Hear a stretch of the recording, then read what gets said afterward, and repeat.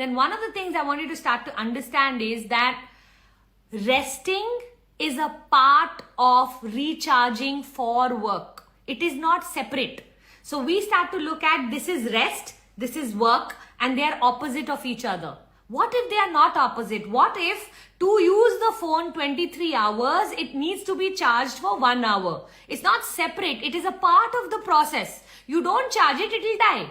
Okay? You don't charge yourself, your efficiency will start to reduce tremendously. So today onwards, start to go, this holiday is actually me working on my mental capacity, on my heart capacity, on my well-being, on my holistic wellness. So when you start to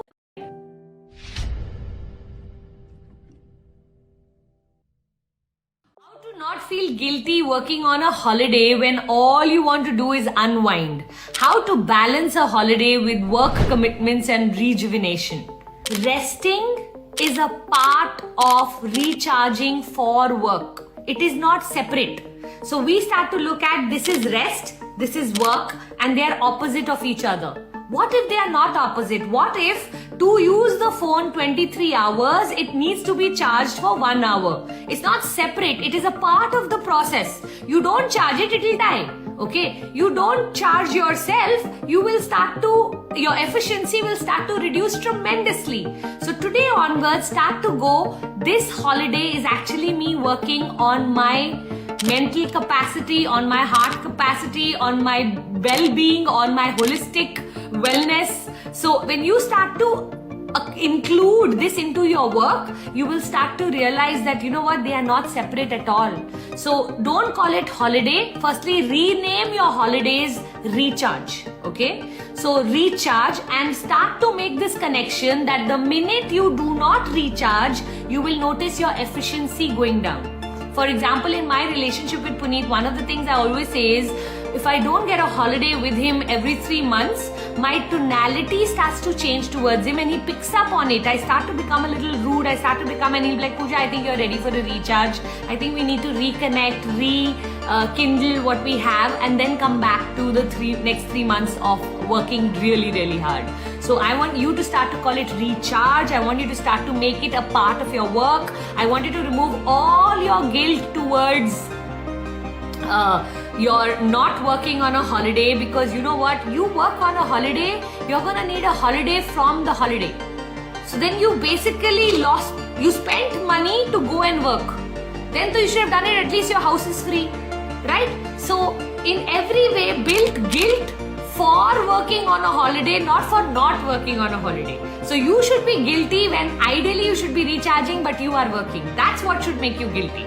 So see if you can bring that into the equation. It's a totally different mindset. You know what? The world today is trying to move. Dubai is the first country that has moved into weekends becoming 2.5 days. It used to be 2 days. They used to take off on Friday and Saturday. Now they take off Friday after lunch and they go till Sunday. So countries as progressive as Dubai have started to bring in 2.5 day holiday or weekend. Eventually, slowly, there are countries that are planning to do Friday, Saturday and Sunday off. 4 days a week you work, 3 days a week you rest. I think it's absolutely essential. So please, I'm going to request everyone, especially if you're a woman, look at working 4 days a week and look at resting 3 days a week. Try from day one to make that your pattern. For example, I work really hard Tuesday, Wednesday, Thursday and Friday. Okay, so Tuesday, Wednesday, Thursday, Friday I work, and then Saturdays I work sometimes half a day, and then I take off Saturday half day, Sunday and full Monday. So normally I manage 2.5 days of taking off. Normally, that's the attempt that I'm making. Now once a month I have weekend work, so that weekend then I'll try my best to accommodate and make some other day of the week a holiday, or go for a holiday after those 2 days of hard work over the weekend. So at all times I'm strategizing to achieve 3 full days as holiday in my 1 week.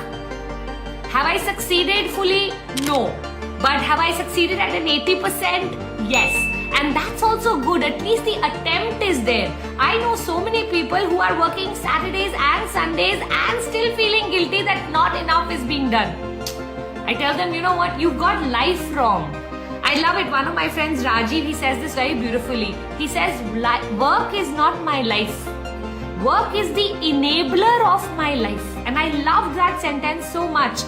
I love and I'm supremely passionate about my work, and rather if I go 3 days without work, no, by the 4th day I'm like waiting to get back to work. I love my work so much. Having said that, my work is not my life. My life is my children, my life is my home, my life is my lifestyle, my life is my husband, my life is my parents, my life is my life is way beyond just my work. Work is just one of the roles I play. And so therefore I remind myself that my work is an enabler to give me the life I want, so that I can take holidays, so that I can spend money on the things that give me joy, so that I can live the life of my dreams, so that I can contribute and provide for the people I love. That's what my work's purpose is, and I have no confusion here.